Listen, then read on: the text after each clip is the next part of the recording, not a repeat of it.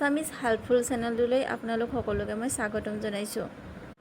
আজি বনাবলৈ লোৱা ৰেচিপিটোৰ কাৰণে ব্যৱহাৰ কৰিছোঁ জিকা দুটা, ডাঙৰ সাইজৰ আলু এটা, পিঁয়াজ 3টা আৰু মিডিয়াম সাইজৰ নহৰু 2টা আৰু জলকীয়া 2টা।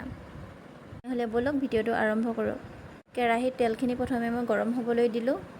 তাৰ পাছত কাটি থোৱা পিঁয়াজ 3টা দি দিছোঁ।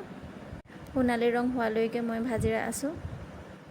অলপ সময় ভজাৰ পাছত মই তাত নহৰু আৰু আদা পেষ্ট বনাই থৈছিলোঁ, সেইখিনি এড কৰি দিছোঁ আৰু ভালদৰে সকলোবোৰ মিলাই দিছোঁ। অলপ সময় এনেদৰে মিহলাই লোৱাৰ পাছত ঢাকনখন আকৌ দি দিছোঁ। আকৌ ঢাকনখন দাঙি ভালদৰে সকলোবোৰ মিহলাই লৈছোঁ।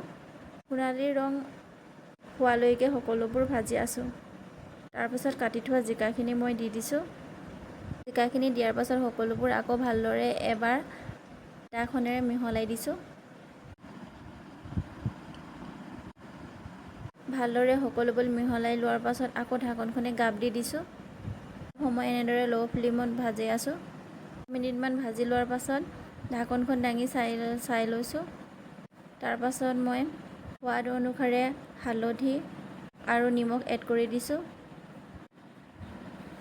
হালধি আৰু নিমখ দিয়াৰ পাছত সকলোবোৰ আকৌ ভালদৰে হেতাখনে মিহলাই লৈছোঁ। সময় এনেদৰে ভাজি ৰাখিছোঁ।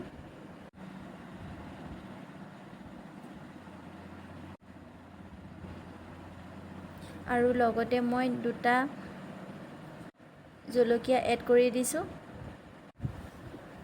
জলকীয়া 2টা দিয়াৰ পাছত আকৌ ভালদৰে লৰাই দিছোঁ যাতে লাগি নাযায়। নলগাকৈ সকলোবোৰ মই লৰাই ভাজি আছোঁ আৰু সময় এনেদৰে লৰাই ৰাখিছোঁ যাতে লাগি নধৰে। আৰু লগতে মই চব্জিটো ডাঠ হ'বৰ কাৰণে সিজাই থোৱা আলুগুটি এটা এড কৰি দিছোঁ। আলুগুটিটো ভালকৈ চব্জিখিনিৰ লগত যাবৰ কাৰণে হেতাখনে সৰু সৰুকৈ ভাঙি দিছোঁ।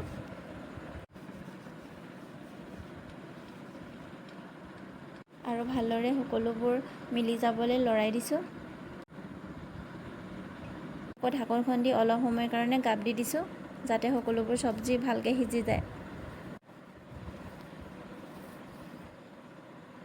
জুইটো ল' ফ্লেমত দি একেৰাহে ভাজি ৰাখি আছোঁ। চব্জিখিনি সিজি যোৱাৰ পাছত ভাজি থোৱা মাছৰ মাথা আৰু পিচ 2টামান মই এড কৰি দিছোঁ।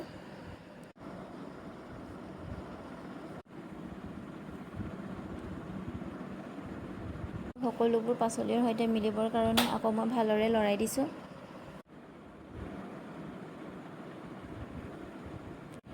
সকলোবোৰ ভালদৰে লৰাই দিয়াৰ পাছত আকৌ মই ঢাকনখন দি অলপ সময় গাপ দি ৰাখিছোঁ। গেছৰ জুইকুৰা মই হাই ফ্লেমতে ৰাখিছোঁ। চব্জিখিনি সিজাৰ পাছত ঢাকনখন দাঙি দিছোঁ আৰু মই জোখ অনুযায়ী তাত পানীটো দি দিছোঁ। আপোনালোকে যিমান পৰিমাণৰ পানী লাগে সিমানটো দি ল'ব। পানীখিনি দি আকৌ মই চব্জিখিনি ভালদৰে লৰাই 5-10 মিনিটমান সময়লৈকে মই গাপ দি ৰাখি হাই ফ্লেমত জুইকুৰা দি ৰাখিছোঁ। এনেদৰে 10 মিনিটমান সময় ৰখাৰ পাছতে মোৰ ভাগৰ চব্জিখিনি ৰেডি হৈ যাব। আপোনালোকে পৰিমাণৰ পানী ৰাখিব বিচাৰে সিমানটো ৰাখিব। মোক ইমানখিনিয়ে লাগে। চব্জি ৰেডি হৈ গ'ল। ভিডিঅ'টো চাই ভাল পালে লাইক, কমেণ্ট আৰু ছাবস্ক্ৰাইব কৰি দিব। ধন্যবাদ।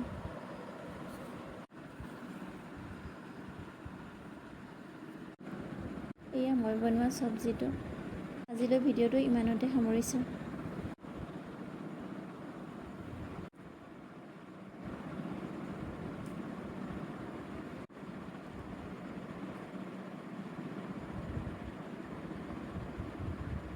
সামিজ হেল্পফুল চেনেলটোলৈ আপোনালোক সকলোকে মই স্বাগতম জনাইছোঁ। আজি বনাবলৈ লোৱা ৰেচিপিটোৰ কাৰণে ব্যৱহাৰ কৰিছোঁ জিকা 2টা, ডাঙৰ সাইজৰ আলু এটা, পিঁয়াজ 3টা আৰু মিডিয়াম সাইজৰ নহৰু 2টা আৰু জলকীয়া 2টা। নহ'লে বলক ভিডিঅ'টো আৰম্ভ কৰোঁ। কেৰাহীত তেলখিনি প্ৰথমে মই গৰম হ'বলৈ দিলোঁ। তাৰ পাছত কাটি থোৱা পিঁয়াজ 3টা দি দিছোঁ। সোণালী ৰং হোৱালৈকে মই ভাজি আছোঁ। অলপ সময় ভজাৰ পাছত মই তাত